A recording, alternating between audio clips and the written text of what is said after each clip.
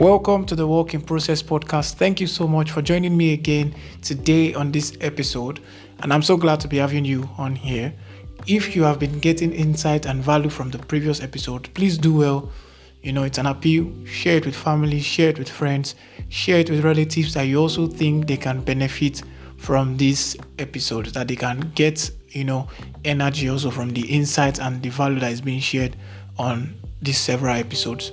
Now, today we'll be doing the truth about the truth. I love the truth about the truth because it's a very sincere episode. I like doing it because it's something old, but the value and the meaning of these quotes still remains ever true. Like, no matter how old you are, it's still very relevant to you.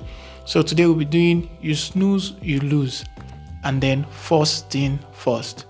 So let's jump right into you snooze, you lose.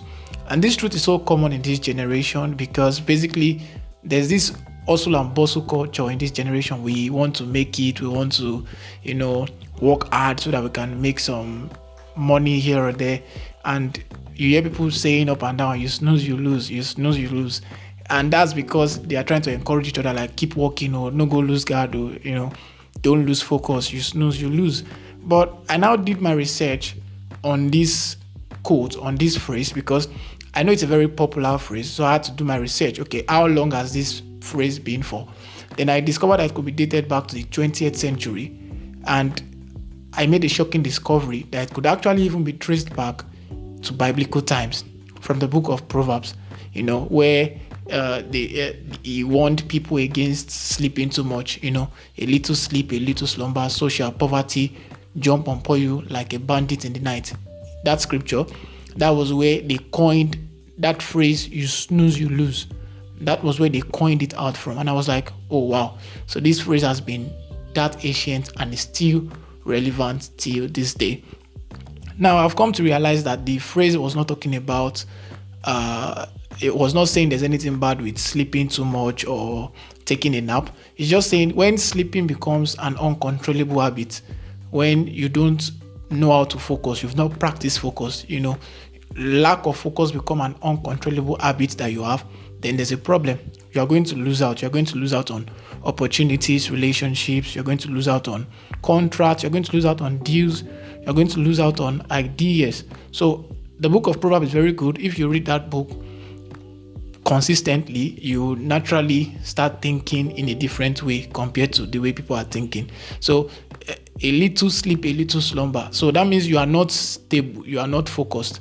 And anything you don't give focused attention to, that thing cannot grow. So if you want to make your relationship work and you are sleeping on it, you will lose. So that's just basically you snooze, you lose. You have to give focused attention to what you are doing. Now, secondly, first thing first. This also is very popular and is so true because now you said we should not snooze. Now, what's the essence of waking up without doing anything? It's also futile. Like you woke up and then you're not doing anything. Then you go back to sleep. You're just stretching every day. You're just stretching up and down. What's the essence? There's no essence. So this quote, first thing first, is basically just telling us to learn how to prioritize. And I know in this generation also we talk a lot about priority, but how many of us actually understand what priorities are and what do we actually prioritize? So I think the most important thing to understand in this whole first thing first quote is that you need to learn how to prioritize. So when somebody tells you first thing first, the person is basically telling you put the most important thing first. Now, I'd like to read out this quote by Stephen Covey, one of the authors of one of the best books that I've come across. It's a classic book. You should have had it before. And if you are into reading books, you should have read this book before. The 7 Habits of Highly Effective People. And Steve Covey said, the key is not to prioritize what is on your schedule, but to schedule your priorities. I'll repeat that again so we can get it. The key is not to prioritize what is on your schedule, but to schedule your priorities.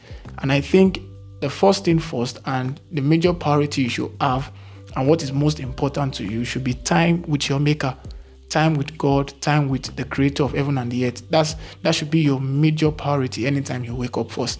because it's the only one that can download ideas and informations to you, then teach you how to now prioritize the rest of your day. So if you don't have any relationship with the maker, you can't know how to prioritize your other activities. You can't know how to prioritize your family, your mental health. You can't know how to prioritize personal development and even growth, So you'll be selfish, because if you think of yourself first, you begin to prioritize just what is important to you, which can be harmful to your family, your kids, your children. It can even be harmful to your friends, because the gospel of Christ is not the gospel of selfishness. It's the gospel of selflessness. You have to be able to give yourself to the people. So if you prioritize time with your maker first in the day, you would know how to prioritize other people and other things in your life. So the choice is always in your hands. First thing first, and I'll encourage you, go back, listen to these quotes and pick what you can apply, then actually apply them in your life. Remember, you snooze, you lose. Very true. Then first thing first, learn to prioritize. Thank you so much for engaging with this episode, and I'll see you on the next one. Bye for now.